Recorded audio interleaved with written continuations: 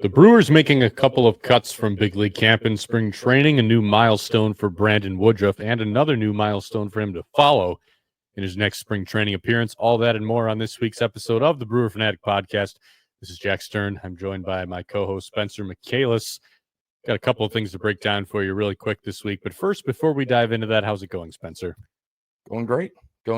I think you already know that. You've been with me all week, but I think the main thing to take note of, I do have some added color. I'm a little tanner or redder. We can call it whatever we want. I'm gonna be tanner at some point. I would say redder, but I will be more tan at some point. But generally, things are going well. And how about you, Jack? I'd be doing better if I hadn't spent probably the last what has it been, like 30 minutes trying to get this setup working. Yes. We're podcasting in the same room for the first time because we're on the same college baseball trip right now. So we finally got everything up and running, but we are up against a little bit of a time crunch here to get everything in before we have to fulfill some other obligations. But we'll try to break down everything we can for you. We'll jump right into it here. The Brewers announcing not a round of cuts. It's been a couple of different kind of waves of announcements here. We're at the time of spring training where teams are going to be optioning some of the minor league players that they've had in camp to this point, and the Brewers no different. A couple of big names that have been optioned to the minor leagues. These are players who were on the 40-man roster, but have now had their minor league options exercised to remove them from big league camp. Pitchers Logan Henderson, Grant Anderson, Carlos Rodriguez, and Grant Wolfram. Chad Patrick also in that mix as well. And then Jefferson K-Row, Milwaukee's top catching prospect. Nothing really surprising here. We had talked about Grant Anderson and Grant Wolfram, the two Grants, over the offseason on this podcast as the Brewers had acquired them, talking about how these are probably guys who are not going to start the year with the big league team because they had options left. The Brewers did sign Wolfram to a big league deal, but sending him down to the minor leagues, nothing surprising there. Logan Henderson as well. He'll continue to develop in the minor leagues. A couple of non-roster guys then, well, more than a couple. This is the longer portion of the list. Guys who are not on the 40-man roster and have been reassigned to minor league camp. Outfielder Jared Oliva, catcher Ramon Rodriguez and David Garcia, outfielder Jimmy Herron, outfielder Luis Lara, Ernesto Martinez Jr. getting reassigned. That's probably the name that people are going to recognize the most from this list, as well as Cooper Pratt, who is probably headed for, are we thinking Biloxi or Nashville? I'd say Biloxi. Biloxi again. Second baseman and catcher Anthony Siegler. Left-hander Tyler J., as well as Thomas Pannone. We'll have an injury update on him as we get later into the show. And then left-handed pitcher Bruce Zimmerman. I don't really think we need to throw it to you for much commentary. There's nothing all that surprising here. These are guys who are not going to break camp with the team. So the Brewers beginning the process of thinning that portion of big league camp out. We're getting closer to opening day, which means we're getting closer to the setting of that opening day roster. And we'll have, I'm sure, some more developments coming soon. There's a couple guys who are still in big league camp who are not going to make the team as well. So it's certainly not the last round of announcements that we're going to have on that front. Next, housekeeping piece of business that we're going to get to here. An announcement coming from the Brewers a couple of days ago that they are going to simulcast 10 regular season games as well as 3 spring training broadcasts on Fox 6 Milwaukee. So Channel 6, basically, if you live in the Brewers market. And basically this means that if you don't have FanDuel Sports Network, you're going to be able to watch it, or watch these games, I should say, on Channel 6. So, not a groundbreaking announcement here, but this is a little bit different. It kind of takes me back to ye olden days of when you used to be able to catch some of these games on WMLW. Yeah. It's going to be kind of like a similar deal here. I believe in the past, don't quote me on this, I think in the past that was because they had actually some rights to exclusive broadcasts of some of those games, especially when there was something else going on then Fox Sports Wisconsin. So not quite the same deal here. But basically, this just means that the FanDuel Sports Network broadcast is also going to be broadcast on Channel 6, which it's a good thing because that means that now you're going to be able to reach more people in the area. That's always been the complaint since the Brewers have been involved with Sinclair the past couple of years. Just the fact that they're not really super accessible. Basically, you need to have Spectrum to get them. I think there's one other provider that they're with, but it's only like 2 or 3 providers So that's always been something that fans have kind of complained about a little bit. But now that these games are back on local TV, that's only a good thing for the Brewers and for fans who want to catch games. Yeah, I think I talked about it. I don't even know how many episodes ago now, but I remember watching games on Telemundo back when I didn't have cable. That was one way to watch games like this. But if this is your only option to watch a game, I mean, now you get 10 games that you didn't used to get to watch. You can watch them from home. You can watch them with anything. You just need an antenna for some TVs, and otherwise you'll just be able to get them through your TV, which is great for fans, great for Brewer fans in particular. And I know a lot of sports franchises are starting to, I know the Suns have gone to all in-market games are on just standard television. It'd be cool to see with kind of some of the TV deals and everything happening right now, if this continues to maybe become a little bit of a bigger thing.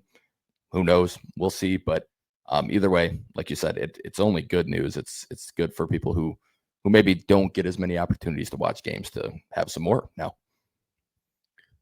Last housekeeping item there before we actually dive into some on-field updates.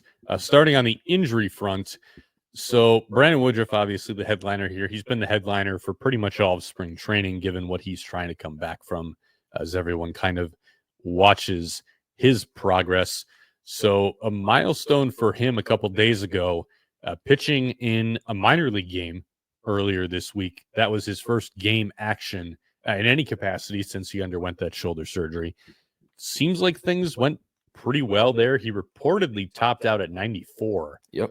In that outing, which even higher than the 92 that he was hitting in some of these live BP sessions that he was pitching in, or these sim games, whatever you want to call them. So next step for him is going to be an even bigger one.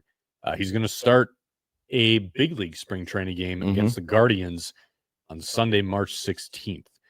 So, we had kind of talked about Brandon Woodruff a few weeks ago leading into spring training, talking about how he was almost certainly going to be building up at a slower rate on kind of a different timeline than a normal pitcher in big league camp. And I think we had said, like, don't be surprised if he largely pitches in minor league outings, like on the backfields. And that's what the Brewers did for this first outing. But now as we're kind of getting into this last phase of camp here, he is going to start a big league game. He's almost certainly going to start on the injured list. This is just kind of another step in what's going to be a long, drawn-out process. He's got a lot of hurdles left to clear yet. But the fact that everything seems to be going well, and that the Brewers also feeling comfortable enough to get him into a big league game. And, the story had come out over the offseason that the Brewers weren't letting him see velo readings. I think this is also a big step because now he's going to be on the big field where they have a gun. So you're going to be getting velo readings, and it's going to be flashed up there on the big board now. I don't think, the Brewers were hiding him per se, but I do think there's an element here of, you're probably not going to send him into this kind of game if you weren't feeling fairly solid now just about how everything's looking. Yeah, absolutely. I feel like I do think he pitched on the Brewers' actual spring training field. Not in front of the public, though. I think that was just for media was in there, and I think they were flashing the velo on there. That's how they got some of the velo readings. But still, like you said, now this is going to be in front of a crowd, more people to kind of nitpick and take away from it. And the fact that they're willing to put him out there, he's willing to go out there. I think he's feeling pretty good about where he's at. I think the Brewers feel good about where he's at.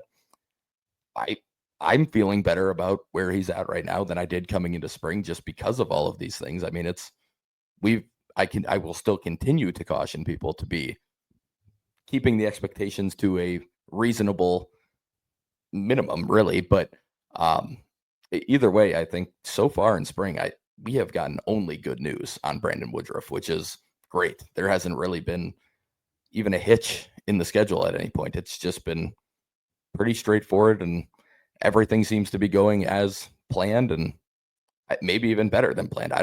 Like I said, I didn't expect him to be in big league games until maybe like one at the end of spring or something. So seeing him here, it's very good to see. But like you said, I think he ends up on the injured list. He makes a lot of rehab appearances in the minors as he continues to build himself up. He'll probably stay in extended spring training at first to to not start that rehab assignment clock. But that's what I think fans will have to look for. When that rehab assignment clock does start, there is a limit on how many days you can be on that assignment. When that starts, that means they really think he's getting close and that he's coming back. So, yeah, all good news so far for Woody for sure. And just continues to make me happy because I really like Brandon Woodruff, and I'm really rooting for this to go well for him. You mentioned going to extended big league spring training. I'm sure that's what's going to happen because once you, like you talked about, once you go on a rehab assignment, once that begins, it kicks off a 30-day clock. Mm-hmm. And basically by the end of that 30-day clock, if you have a setback, you can reset everything. Yeah. But otherwise, once that 30-day clock is up, you have to make a decision. Are you going to put him on the roster? Can't option him to AAA because he doesn't have options and he's been in the big leagues too long to the point where he can reject an optional assignment even if he did. So extended spring training here probably is the likeliest route, just to kind of let him keep building up on his own schedule here according to what's been laid out for him. But yeah, all good signs for him so far. Again, I'm still trying to temper expectations a little bit, and I'm sure you are as well. Yes. But I think we've talked about this plenty before, so we won't rehash too much.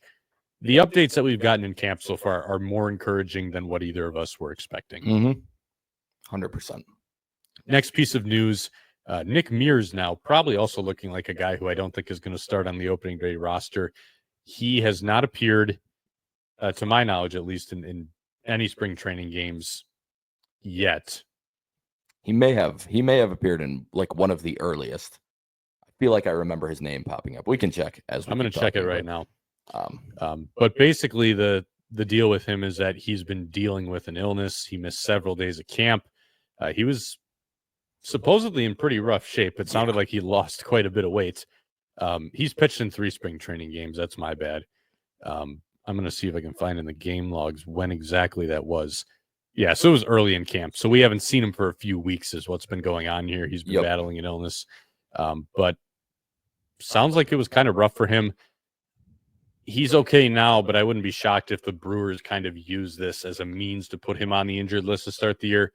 Because, yes, they have guys with options left in that bullpen mix that they're certainly going to have to use. But some of those guys are guys who probably deserve, not probably, they do deserve to be in the big league bullpen. We've talked about the Brewers having an abundance of riches at that spot. So I think that this kind of gives them not an out, but a way to make it work a little more. So I wouldn't be shocked if this means that Nick Mears opens on the injured list, unless all of a sudden he's able to come back and just rattle off a bunch of appearances here in the next 10 days or so, to the point where they feel really good about him. But I think you can look at this as a way of kind of resetting his clock almost for building up. And in that case, I think that you're probably looking at someone like Elvin Rodriguez as a name that could slide into that spot if you're not going to have Nick Mears on the big league roster. So we'll kind of see moving forward how that impacts the bullpen mix. But it is something to keep an eye on because I do think this has the potential to be something that the Brewers kind of use to maybe kick the can further down the line on certain tough decisions. Yeah, I think that makes a ton of sense. Mears could be a guy more along the lines of he goes straight into a rehab assignment a couple days after the season starts. That wouldn't be shocking. But I think they probably put him on the IL with plans to kind of rebuild him up as he's going to need it. It sounds like he spent, I think they said it was like 4 nights that he spent just sleeping in his bathroom on the floor. So it was a rough week for him. But yeah, it sounds like 4 to 5 day ramp up over the next week or so, get back to mound work. That's really not going to put you on pace to be able to perform a week later when the season starts. So I think you're going to have to see him go on the IL. I think it makes sense. And like you said, it honestly kind of helps with some of the decision making that you can kind of push it down the line. Odds are more injuries will happen. That tends to happen. Or you'll find out a couple weeks in that somebody's just really struggling and makes it easier to just send him down or DFA him or whatever. Bullpen relievers are fickle and there's a lot of different things that can happen. So I think in a way this could actually work out. It's very unfortunate for Mears, obviously, but it could help the Brewers in a way just to kind of make the decision-making process a little easier. More positive news, Blake Perkins has a check-in with the doctor on Friday, and if everything comes out okay from that, he's going to be cleared for baseball activity. So you remember the report on him when he sustained that fracture in his leg in that shin area. The initial expectation was he probably wasn't going to be back till May. And, you know, when they put the timeline on these guys, that doesn't necessarily mean that they can't start playing baseball till May. That's also a lot of times factoring in the ramp-up process of having to start over. So you talk about Nick Mears having to start over. Blake Perkins is basically going to have to start over as well. So if he's cleared for baseball activity right now, and that's almost certainly going to be limited baseball activity, he can't do everything. But he's going to be starting over again, kind of with the ramp-up process, what exactly he's able to participate in right off the bat here, assuming he's cleared. That's going to kind of kick off that process again for him. And then you're kind of looking at, you know, this delayed start to the usual buildup. That's kind of how you arrive at that timeline of he's probably not coming back until late May at the earliest, but hopefully some good news coming for him in a couple days here. Aaron Ashby, last time we talked about him, he was dealing with the reported oblique injury, but he was seeking a second opinion before the Brewers decided on a timeline. He has that second opinion now, and it was a little bit more promising than the first. Pat Murphy, in typical Pat Murphy fashion, as he sometimes does, like tried to give the explanation of what exactly was going on and kind of talked in circles a little bit for a while. But basically, it does sound like Ashby dodged a bullet here. And he kind of implied that it wasn't necessarily a direct injury to the oblique. He was implying that this is kind of something Ashby has dealt with before. Yeah. And that it's something that isn't really a major concern. It just basically got slightly worse than it's been before. So the second opinion, more promising than the first. And Ashby is, instead of, you know, undergoing a longer shutdown and a more complicated buildup, he's only planning on a 2-week shutdown. And again, that's going to kick the can down the line. He's going to have to basically restart the buildup, but he is still planning to try to stretch out and build up as a starting pitcher. I think that's kind of the significant news here, that the Brewers do want to continue giving this a go. We've talked a little bit about Aaron Ashby's future. I still think giving it one more shot this year, stretching him out, I think that's the right decision. You know, we won't go into the whole song and dance here because I've talked about it before. Basically, the way he was using his arsenal out of the bullpen is stuff that you would traditionally think would translate to starting. He didn't shrink his arsenal out of the bullpen. He actually used his entire arsenal more, and it got better to the point that you would hope it could, you know, pan back out into a starting role. So it sounds like the Brewers are going to give him another stab at that. Just helps with their rotation depth in general as well. So we'll see what happens with Aaron Ashby in the coming weeks. Another left-hander, this one a veteran soft tosser. Thomas Pannone left a start on March 2nd with a flexor tendon injury. And the report on him now, once he got some word back, is he's got a flexor strain. It's kind of in that elbow area. He's going to be shut down from throwing for at least a month, so a longer shutdown for him. We had mentioned earlier that he was reassigned to minor league camp already. He's on a minor league deal. Again, just not necessarily someone who's going to capture the headlines of Aaron Ashby, but someone who is going to serve as rotation depth this year. But it's going to be a while before he rejoins that Nashville rotation. So unfortunate news for him, but he'll be beginning the recovery process, hopefully after just that 1 month shutdown.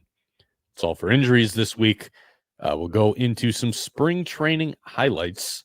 I always like how we put highlights in quotes. Like, it sounds kind of tongue-in-cheek a little bit. Well, it kind of is. But these, we do have some stuff to talk about kind of relating to some of these. So we'll jump in here. Christian Yelich he's been back for a little bit now, making his Cactus League debut coming off that back injury. And he's got a couple home runs. One of them was a booming home run to dead center over the batter's eye.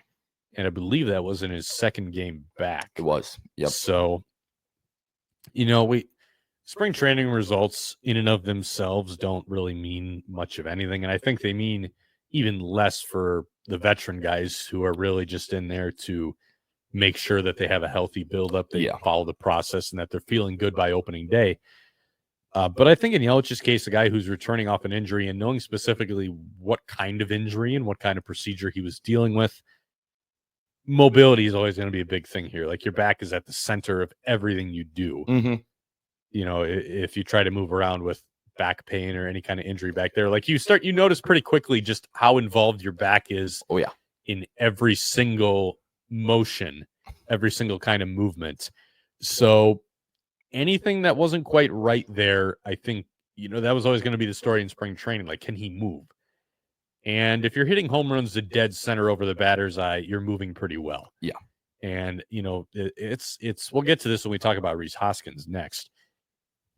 What sucks about not when you're not at spring training, and I haven't been down there yet. I'll be down there next week I'm actually flying out on Friday for that final 10 days or so of camp. If you're not there in person watching these guys, you really have no way to actually get a good read on the process-based stuff that's going on because there's a very limited sample of games that are being broadcast on TV. Like, it's just not great for seeing that kind of stuff.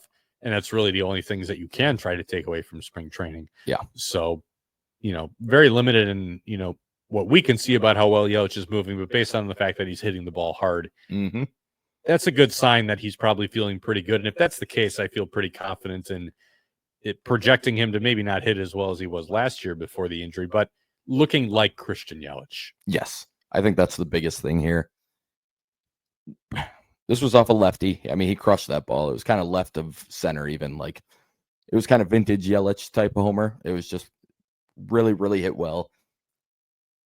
He talked about after the game, he was like, I don't care about the results, really. I don't care that I hit a homer, but at the same time, it is nice to know that it's in there and that I can still do it and that type of thing. Like, there's probably still a little bit of a mental clearance for him just to get past that and say, okay, I can go in a game against a pretty decent lefty. It was Tyler Anderson for the Angels, who's pretty solid, and smoke a ball over the batter's eye and just kind of get that feeling back. And then he went oppo again later this week, and just seeing him move well, like I said a couple episodes ago, I mean, he can be a huge, huge part of this lineup. And we've talked about where the power needs to be replaced for Willie. Yelich can be a big part of that. He's capable of being a big part of that. Not necessarily replacing it all on his own, but you could see what he had 11 last year, I think. 11 homers. Yeah, so he was on pace for over 20, like we've talked about. Right.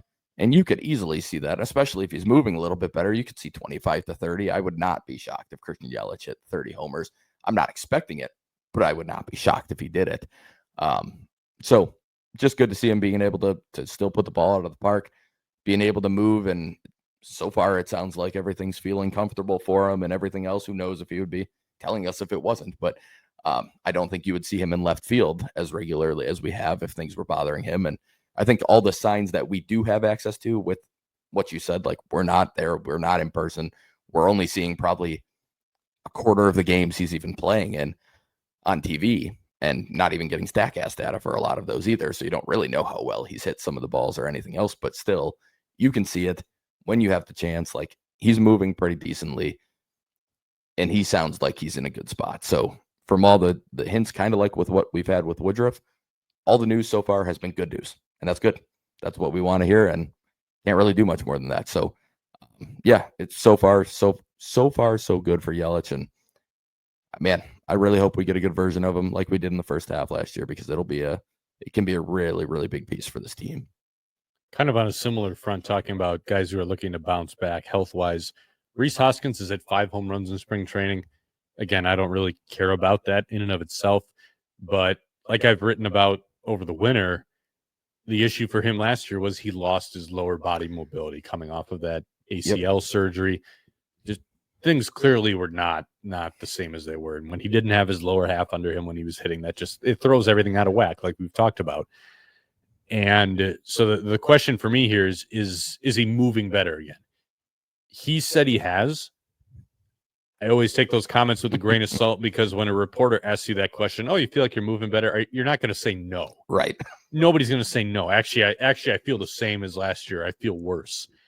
Nobody's going to say that. I mean, I'm still probably going to go down there and ask that question to some people when I show up in spring training in a couple of days here.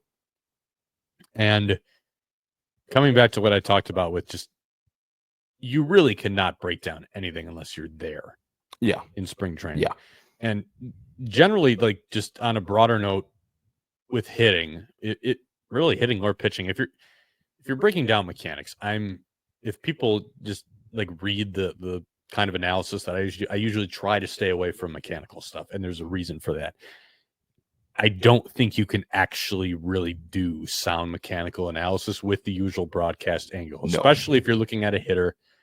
You need to see things from that side angle, like from the first base dugout for a righty, open face, or from the third base dugout for a lefty. So you're seeing like the batter's chest, like that side, from that angle. That's what you need to see to really get a good idea of how he's moving, how all of this works out. And we don't have that. The broadcast angle is from center field.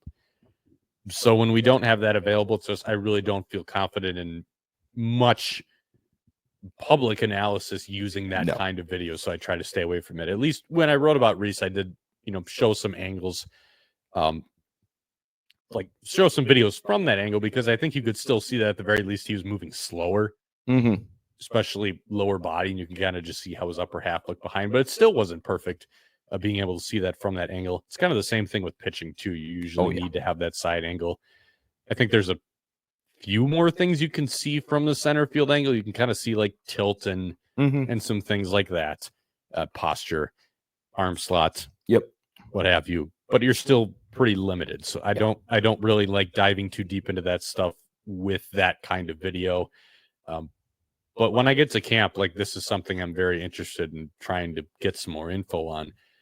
And also, I just want to get that chance to see him. Yeah, because it's really that's how I'm going to know, is he actually moving better, and if he is, can we actually project a little bit of a bounce back? So right now, it's always good to see the power, but you want to actually know for sure the process based stuff is in line. And like we talked about with Yelich, like I think it's more likely to be a good sign than a bad sign. But like from the video I've seen, which has been limited, it doesn't look to me like he's moving a whole lot faster, but it's, again, you're so limited, you don't really know. Yeah. This is where it'd be nice to have StatCast. He was never like he's not going to be a huge bat speed guy. He's got more of a long swing where he generates his power that way. He was kind of actually one of the main examples when they started putting out some of the StatCast stuff on, like, here's how you can generate power with bat speed versus longer swings and all the different things you can do there. But it would be nice to be able to compare some of that to last year, even with just some of the swings and see some of that. That's like the one thing early in spring, we saw some bat speed stuff. I haven't seen it on most of the recent StatCast games. I don't know what that's about. I don't know if it's just a thing they don't have at the StatCast fields in spring training that is as readily available. I know it's a newer thing for StatCast in general, so maybe that's the case. But overall, I agree with you. I don't think you can just to the naked eye see a big difference, but it might be something where if you're watching, slow-mo, you can kind of see the difference in when the hips are going and whenever, or how well the hips are moving and stuff like that. Just you might be able to see the lower half a little bit better with those open face angles that you talked about, the front view from, the first base dugout for a righty. You might be able to see some of that stuff. We don't have access to that, so I can't definitively say that he's moving better. But like we said with Yelich and Woodruff, I think seeing good results is never a bad thing. It just doesn't mean a ton. So we're seeing good results. Hopefully, at the very least, he's feeling good and feeling like he's in a better spot. And like you said, he's always going to give the answer if he's asked that he's feeling good. No one's going to go away from that. But yeah, I do think it's been, at the very least, not a bad thing. And the Brewers, again, they could use the power if it's there. And if he can add power, ended up being home run wise, he was in a decent spot last year. It was everything else. But if he could even add, 5, 6, 7 more homers next year, that goes a really long way towards making up for some of the stuff that's been lost over the offseason, mainly in Adames. So, yeah, it's, for now, we don't know for sure, but at the very least, there are kind of some signs again that, yeah, maybe he's trending in the right way health-wise. And hopefully when you get down there, you're able to ask him the same question and get the same answer and see what get the same answer as everybody else. The one thing I'm going to try to do when I'm down there, though, is like for one of his at-bats, like actually get down towards field level, and try to get like some video of him from the side. It's going to be not perfect because I have nothing to compare it against, but I think you can at least from having that look at that, I'd be like, okay, he looks like he's moving pretty good. Yes. Because that's, I think, what we really want to know if we're trying to project him moving forward. Speaking of 5 spring training home runs, Vinny Capra also has 5 spring training home runs, hitting his 5th of the year this week. Brings us to a question from H.C. Purdy, who asks, are Caleb Durbin and Vinny Capra fighting for the same roster spot? And does Capra have an edge because Durbin has options? I'm going to say they're not. I agree. So Vinny Capra is fighting. I don't even really want to say fighting because I think he's got it. He's out of, I mean, we've done the math before. He doesn't have options. Monasterio does. Collins does. He's fighting for like that last spot on the bench. Yes. That's what he's fighting for and what he almost certainly has locked up. Caleb Durbin is fighting for at least semi-regular playing time, most likely as a platoon partner to Ollie Dunn. That's not really the same role. So I don't think they're in direct competition with each other for a roster spot. So in that case, the Capra having an edge thing doesn't really matter as far as Durbin's concerned. Capra has an edge over guys like Monasterio, Isaac Collins, players of that nature, because they do have options. The Brewers can send those guys down. That said, I'm not sure Caleb Durbin is fully a lock to make it. He's looked kind of rough over at third base, and it does feel like his odds of making the roster might be kind of predicated on that. You know, we've talked a lot about just the moving parts in this infield, and he is still a very important piece for how everything lines up. I'm just kind of reading between the lines here a little bit. From the outside looking in for now, because I'm not down there, Bryce Turang has been playing more shortstop lately. Yeah. After Caleb Durbin has been a little bit of a mixed bag over at third base. He's had some games where he's looked okay, and then some where it's been kind of rough too, including earlier today. He had a misplay over there. So I don't know if he's a lock, but I don't think it really matters as far as Capra goes. I think he's got that utility spot locked up because he's out of options compared to the other utility types. And then Durbin is kind of gunning for, if not a starting spot, like a complementary role in which he's playing not every day, but pretty regularly. So I don't think those two are really in direct competition with one another. Yeah, I think, like you said, Durbin is more in the fight for consistent playing time, not necessarily everyday playing time, but playing time that has maybe more defined role, where Capra's fighting for that fill in as needed type of role. Break in case of emergency type of role that Monasterio has been in the past, especially last year, where he was, I mean, there were times where Monasterio might go a week or two without playing at all because they didn't need it. I think that's kind of what Capra's fighting for, but it helps that Capra shows an ability to play shortstop and all these other things where, you know, it's another option over there. But yeah, I agree with you. I don't think they're fighting for the same spot at all. I think it's really Durbin. Yeah, I guess if he is really struggling defensively at third, maybe they send him down there if they want that to be the case long term. If they want third base to be the position he ends up with, I could see him ending up in Nashville and playing third base every day while they use maybe Capra and Dunn at third base as they move forward, if they end up wanting Ortiz and Turang at short and then at second for Turang. But I think we're still at the point where nothing is set in stone there. I think they are very much looking at all of their options. And I mean, we can bring that right into the fact that Joey Ortiz is having a good spring. He's got an OPS over 1,000. Again, results don't matter a ton, but it's still good to see the bat looking solid so far. And reportedly, he's looking pretty good at short. I mean, all we really have access to is fielding percentage. He has not made any errors. So at the very least, he's making the routine plays. We know he's a good athlete. We know he's always graded out very well defensively at short. So I'm sure there's some nice plays mixed in. But at the same time, Turang has reportedly made some really good plays at short in his opportunities. He spent less time there than Ortiz has to this point. But like you said, it feels like over the last week or so, we're starting to see Bryce spend more time there. And if they are starting to worry a little bit about Durbin's ability to handle third, they probably feel good with him at second. And in that case, Turang at short makes sense and Ortiz at third. And then I think we should talk about a little bit is, I know Murph has mentioned he doesn't really want to do this, but does Oliver Dunn playing second base make a ton of sense in that scenario? Or does it make more sense to go, or I think it makes more sense to again, in certain matchups, you might have Terang at short, Ortiz at third, Durbin at second, and then others you have Terang at second, Ortiz at short, and Dunn at third. I think you have to consider that from the Brewers' perspective, and I get it. We coach, we know you don't really want to have things changing all the time. That makes things more difficult.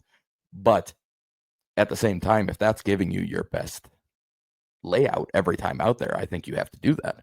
And it sounds like Terang and Ortiz are both fully capable of playing shortstop. I think it's more reliant on everyone else around whoever's playing third, or if Durbin gets stuck at second. So in that case, I think you have to be willing to kind of change that up. And in reality, I don't think it would be that difficult for these two. These are very good defenders who have both spent a lot of time at both spots that they would be playing. I think they'd be able to handle it. I know it's not common. Teams don't usually have their shortstop changing from game to game. Shortstop tandem, you don't really see that. No, you don't see that much, but if that's what it takes to have the best lineup out there every time you go out there, I think that's what you have to do, especially defensively, to have the best defensive lineup. I think that's what you have to do. So I'll be curious to see if they start maybe looking into that more. We've seen Ortiz play some second. I don't really think that's anything other than he's in the lineup. They want Durbin to get time at third, and they want Terang to get time at short. So put Ortiz at second. I don't really think they're looking at Ortiz as a potential second baseman other than for maybe certain scenarios. If Oliver Dunn gets a start, but then I would have him at short. So I don't know. I don't think he's ever going to play there in the regular season. No. So yeah, I think they have a lot of options, but I do think they have to consider the kind of rotating infield to a degree. And like I said, not the most fun to coach, but also at the same time, it might be the best way to go for this team. Yeah, this does not seem remotely set in stone at all, and I would not be shocked if it kind of follows a little bit of a different direction than the Brewers' preferred route, just based on where things currently stand. But that's still going to continue to be a pretty big storyline, probably all the way up to opening day. Yeah. Final note on spring training highlights. I see you put a Craig Yoho note in here because why not? There's never a bad time for some Craig Yoho notes. 6 innings for him, 6 scoreless innings at that. He's got 10 strikeouts and a .3 whip entering Thursday. So good stuff from him so far. Again, not going to make the roster. He's not on the 40-man. The Brewers have a lot of bullpen depth. But we're going to see him this year. I feel pretty confident about that. Yes, we will see him. As long as he's healthy, he will be in the Brewers bullpen at some point. With that, we'll go to a couple more listener questions that we haven't hit so far yet. We'll start with Mitchell, who asks us right on topic about the bullpen. And this is actually a good question. I've been kind of thinking about this in the last couple days here, especially after the Jose Quintana signing. And we talked about how that kind of pushes Tyler Alexander and Connor Thomas both into the bullpen. So his question is, I see some writers penciling both of those guys into the pen. Having 4 left-handed pitchers in the pen, if you're including Koenig and presumably Hudson. Yep. Seems like poor roster construction, he asks, or he posits, when neither Alexander or Thomas profile as leverage guys. Do you see this as a problem, and would you have both on the roster? I don't think it is, and it's because neither of these guys are going to be situational lefties. They're going to be bulk guys out of the pen. Yep. So generally, when they're pitching to eat up multiple innings, and you're not going to be playing matchups when you have a guy going either through the entire order or through the order multiple times. You're just not going to be playing that game, so I don't think the matchup really matters as much. Yeah. The other thing I'll add here as well is I don't know what the splits are for either one of these guys. I haven't looked them up. I think Thomas had reverse splits last year, actually, in AAA. I think I remember that now from when I profiled him at the time the Brewers picked him up. But these are both guys who use their changeups not crazy heavily, but they use them pretty often, particularly more often than most Brewers pitchers do. So even if we go with, the matchup kind of way of thinking of things, if these guys both have changeups that they're willing to throw quite a bit to righties, that probably mitigates that fear at least a little bit. They've got changeups, they've got cutters. Cutter can also be kind of a platoon neutralizing pitch if you go up and in to an opposite-handed hitter. Like, there are ways for these guys to get righties out. So I don't think that's really a problem having them in the bullpen and giving you the 4 lefties. Yeah, I agree. I think really what you said in terms of their role kind of requires them to be platoon neutral if they're going to be long guys, kind of like a starter. I mean, you can get by as a starter with some big platoons, especially if it's the soft side of the platoon. But for the most part, you need to have a wide repertoire and you need to be able to get righties and lefties out. So if that's their role, I don't think it really matters if they are lefties, like you said. Even honestly, Koenig and Hudson really haven't been used as big time lefty guys. I know they used Koenig a little bit as an opener to try and to get through some of those things, but overall, I think the Brewers kind of try to build their pen in terms of with the 3 batter minimum. The platoon stuff just isn't as valuable anymore. So just being able to go out and get anybody out is really important. You can't really have a guy like Claudio in the past who was just straight up get these lefties out or get one lefty out and bounce and you're done. You can't really do that anymore. So these lefties have to be able to get everyone out. So from that perspective, I don't think it matters a ton in general, but especially if 2 of these guys are going to be longer relief and they're going to be expected to see an order all the way through and probably face multiple lefties and multiple righties. I don't think it matters a ton, but like you, I actually did think about this probably a week ago, and when they signed Quintana, and I was like, wow, there's going to be a lot of lefties on the team if both of those 2 make it. That's why I think it works out fine, and I don't think it's a huge deal. Yeah, and these are both guys who've pitched as starters before, and if you're going to be a lefty starter, you need to be able to get righties out. You have to. This just if you can't, you're going to be in the bullpen. You're going to be pitching as a situational guy. Yep. So they have the arsenals to do it.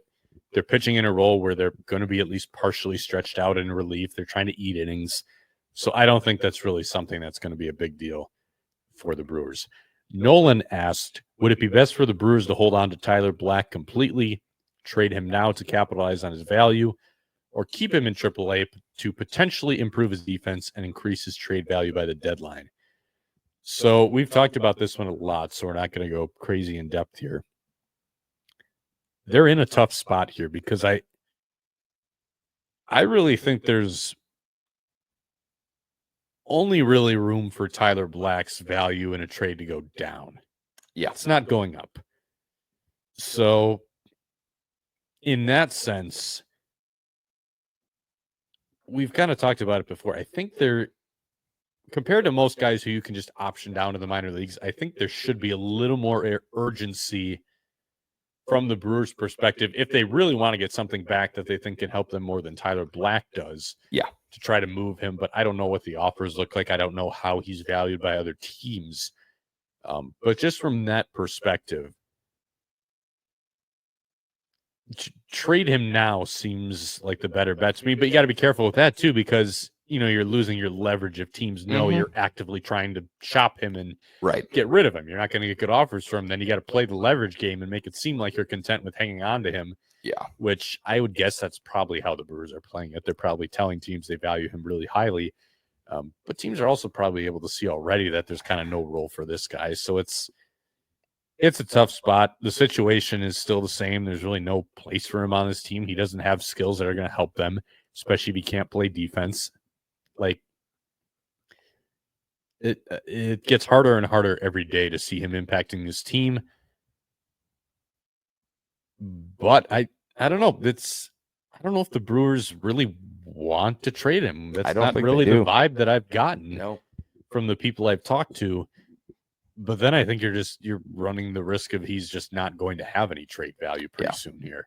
Yeah, this feels like one where the best time to capitalize was probably last offseason, coming off of his very, very, very good season at AA.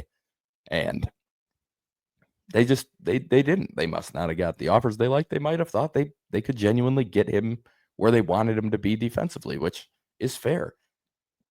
Sometimes you don't maximize value and you don't get whatever you could have maybe gotten for a player because you thought they were going to help your own team. And that's fine. It doesn't have to be a perfect game where you make every single move correctly and you time everything perfectly and all of that happens. Sometimes it doesn't work out. There's still a possibility for Tyler Black to potentially at some point help the Brewers. I think it's something that would involve quite a few injuries, and mostly to outfielders, to be honest with you. I still think that's the only chance he truly has to help this Brewers team. I don't see it at first. We've talked about that a number of times. I definitely don't see it at third. I really don't see it on the infield at all. And I don't know that the bat's good enough to be a DH. And the Brewers are also going to have quite a few options for DH. So it's just tough. It's hard to see it. But like you said, I doubt the offers are great right now. They're probably not getting much better. So maybe the thought is the Brewers they're looking at him as somebody. It's like, okay, well, he's depth. He's depth. Yeah. And if we get to that point where we have to use him, we can probably use him to a point where he's at least somewhat helpful. But if not, there's just not that much to capitalize in terms of value right now.